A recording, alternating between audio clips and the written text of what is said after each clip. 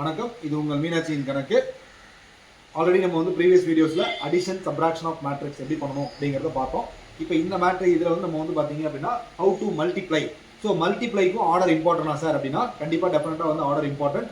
எப்படி செக் பண்ணுறோம் அப்படின்னு பார்த்தீங்கன்னா, இப்போ ஏ அப்படிங்கிற மேட்ரிக்ஸ் வந்து நமக்கு வந்து 3/2, அதே வந்து பிங்கிற மேட்ரிக்ஸ் வந்து நமக்கு வந்து 2/3 இருந்ததுன்னா இதில் இருக்க காலம் இதில் இருக்க ரோ, அதாவது எதில் இருக்க காலம் எதில் இருக்க ரோ, ஃபர்ஸ்ட் மேட்ரிக்ஸில் இருக்க காலம் செகண்ட் மேட்ரிக்ஸ்ல இருக்க ரோ.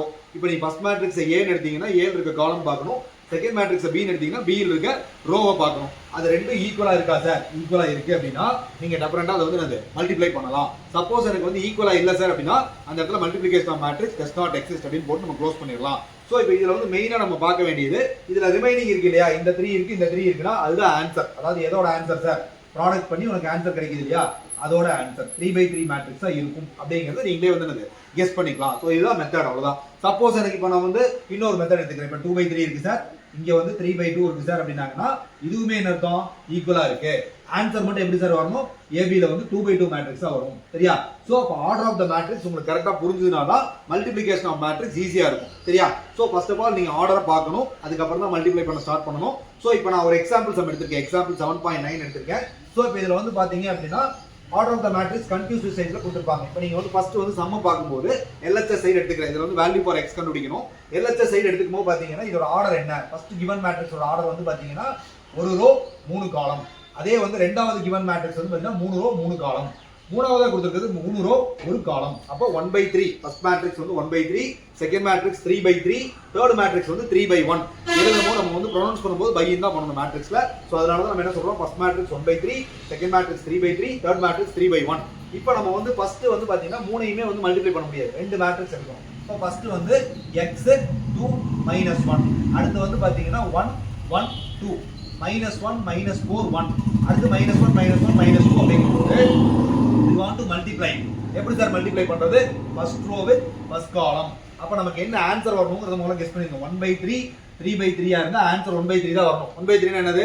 A மேட்ரிக்ஸ் மாதிரியே இருக்கணும் சார். அப்ப A மேட்ரிக்ஸ் மாதிரியே இருக்கணும்னா ஒரு ரோ 3 காலம் இருக்கணும். அப்ப ஃபர்ஸ்ட் ரோ வித் ஃபர்ஸ்ட் காலம் A11.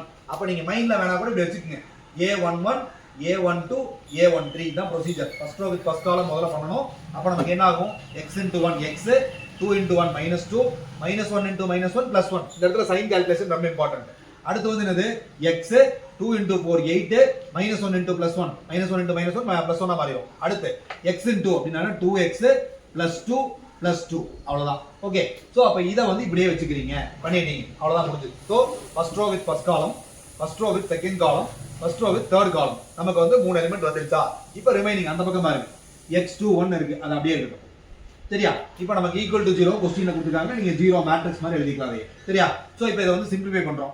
x2 -2 1 வந்து நீங்க சிம்பிளிஃபை பண்ணீங்கன்னா x - 1 கிடைக்கும். அடுத்து வந்து இது வந்து x - 7 கிடைக்கும். அது வந்து பாத்தீங்கன்னா 2x + 4 கிடைக்கும். சோ இத தான் வந்து நம்ம என்ன பண்ணனும்? இப்போ வந்து ப்ராடக்ட் பண்ணனும். இப்போ x21 இது வரைக்கும் வருது, இப்போ 0. இப்போ இத வந்து நம்ம வந்து ப்ராடக்ட் பண்றோம் அப்படினா இதோட ஆன்சர் 1/3, இதோட ஆன்சர் 3/1. ஆன்சர் வந்து 1/1 வரணும், ஒரே எலிமெண்ட். அப்ப நம்ம என்ன பண்ணலாம்? இத வந்து நான் எரேஸ் பண்ணிக்கிறேன், மேல மட்டும் எரேஸ் பண்ணிக்கிறேன். இப்போ நீங்க வந்து பாத்தீங்கன்னா இந்த ஆன்சரை வந்து நீங்க வந்து ப்ராடக்ட் பண்றீங்க. இப்போ ப்ராடக்ட் பண்ணும்போது x - 1 * x நமக்கு என்ன சார் வரும்? x - 1 * x அப்படியே எழுதிக்கலாம். அடுத்து பிளஸ் போட்டு x - 7 * 2, அடுத்து பிளஸ் போட்டு 2x + 4 * 1 இது எழுதிட்டு ஈக்குவல் டு 0 ன்னு வச்சிரீங்க. அவ்வளவுதான், முடிஞ்சது. ஏன்னா நமக்கு ஒரு எலிமெண்ட் தான் வரணும். சோ ஒரு எலிமெண்டோட மீனிங் இதுதான். இத மட்டும் நம்ம வந்து பண்ணிட்டோம்னா இப்போ இத சிம்பிளிஃபை பண்ணும்போது நமக்கு வந்து குவாட்ராட்டிக் ஈக்குவேஷன்ல வரும். அது வந்து அல்ஜிப்ரா தெரிஞ்சு நம்ம ஈஸியா சால்வ் பண்ணிடலாம். 10th algebra படிச்சதுதான். சோ இப்போ நம்ம வந்து மல்டிப்ளை பண்றோம். x² - x, 2x - 14, அடுத்து வந்து 2x + 4 அப்படியே இருக்கும். சரியா? சோ இத வந்து சிம்பிளிஃபை பண்ணீங்கன்னா x² - x 2x 2x னா 4x, அப்ப நமக்கு வந்து 3x வரும். -14 +4 அப்படிங்கும்போது -10 வரும். சோ இப்போ இதான், இவ்வளவுதான். இது வந்துருச்சு அப்படினாலே நமக்கு வந்து அந்த ஆன்சர் வந்து கரெக்ட்டா வந்திருக்கு. அந்த x² + 3x - 10 இத வந்து நம்ம சிம்பிளிஃபை பண்றதுக்கு குவாட்ராட்டிக் ஈக்குவேஷன் நம்ம என்ன பண்றோம்? Binary method. அப்ப ட்ரீ மெத்தட் அப்படிங்கிறது என்னது? இப்படிதான். எனக்கு ப்ராடக்ட் பண்ண ஆன்சர் வந்து -10 வரணும், சம் பண்ண ஆன்சர் வந்து என்னது? 3 வரணும். அப்போ நமக்கு வந்து என்ன ஆன்சர் சொல்லலாம் அப்படி பாத்தீங்கன்னா 5 * -2 போடுங்க. ஏன்னா மோஸ்ட் பாசிட்டிவ் வரணும். அப்போ 5 - 2 போட்டீங்கன்னா 3 வந்துரும், பாசிட்டிவ் ஆன்சர் வந்துரும். சோ அப்ப ஃபேக்டர் தெரிஞ்சா போதும் அதுக்கு.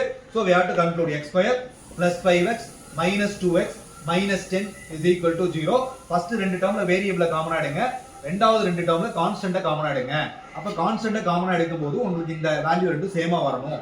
அப்ப சேமா வந்துருச்சு அப்படின்னா இப்போ நமக்கு ரிமைனிங் ஆன்சர் என்னன்னு தெரிஞ்சிடும். x-2 அடுத்து வந்து என்னது x + 5 மோஸ்ட் காமன். அப்ப நீ எழுதும் போது x ஓட வேல்யூ வந்து 2, இன்னொன்னு x ஓட வேல்யூ வந்து -5 சொல்லி கன்க்ளூட் பண்ணிடலாம். சோ மேட்ரிக்ஸை பொறுத்தளவுக்கு ஆர்டர் ரொம்ப இம்பார்ட்டன்ட். ஆர்டர் தெரிஞ்சா மட்டும் தான் மல்டிப்ளையும் பண்ண முடியும், அடிஷன் சப்ட்ராக்ஷன் பண்ண முடியும். சோ இதை வந்து நீங்க கன்க்ளூட் பண்ணிருங்க. x = 2 x = -5.